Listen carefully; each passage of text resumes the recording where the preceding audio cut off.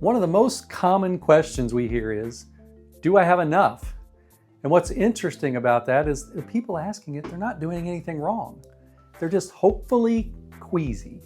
And sometimes it's just better not to know. Or is it? Hey, I'm Steve Martin, Managing Partner and Wealth Strategist here at SRQ Wealth, where we help families find their freedom by simplifying their financial lives. Well, today I want to walk through 4 real-life signs that can help you tell whether you're on track to meet your retirement goals, or whether it might be time to take a second look. Here's sign number 1.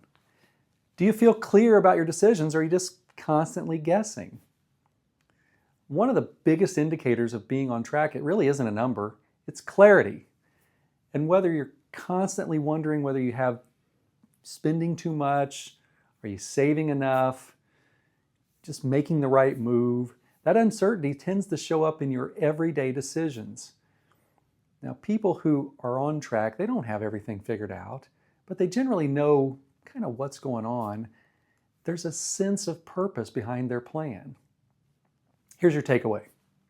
If you're second guessing every decision, it may not mean you're off track. It may just simply mean your plan needs a little clearer direction, or possibly you don't have a plan at all. Here's sign number 2. Does your financial plan match your life, or should I say the life you're living today? Another good question to ask is my plan still who I am? Does it match my life today, or is it a life many years ago? You see, many people built their retirement plans years ago. It was printed out, it was pretty, maybe even paid for it. And there it sits on a shelf collecting dust. All the while, your priorities and your family dynamics have changed. If your spending, your travel, your hobbies, the time with your family look different now, well, then your financial plan should reflect that. And if it doesn't, well, that's probably why you feel a little bit uneasy, even if the numbers look fine. So here's your takeaway. Feeling off doesn't always mean something is wrong. It just means something in your life has changed, and we've got to change with it. Here's sign number 3. Are you comfortable spending your money, or do you always feel like you're holding back?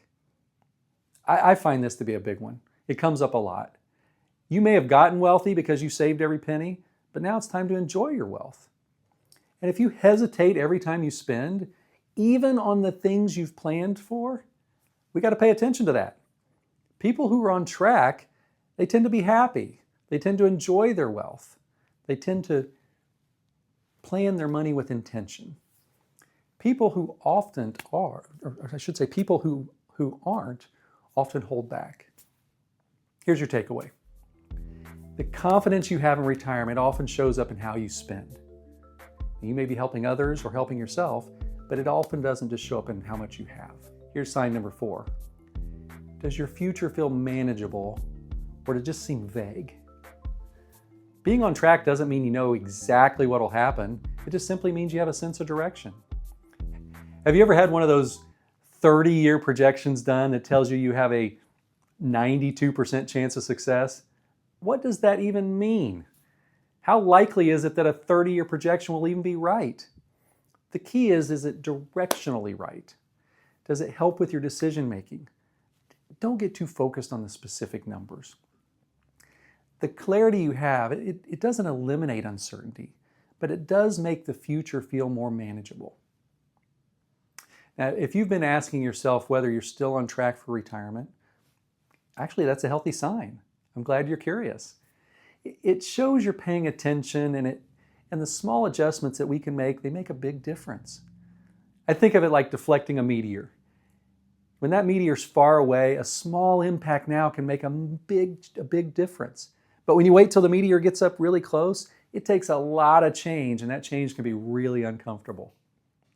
Hey, I'm Steve Martin, and you've just taken your next step on your journey to true wealth.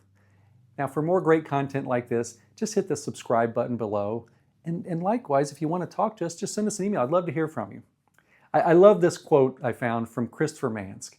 He wrote the book, The Prepared Investor.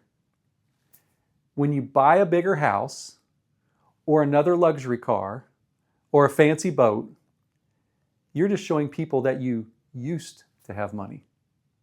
Hey, we'll see you next time. God bless.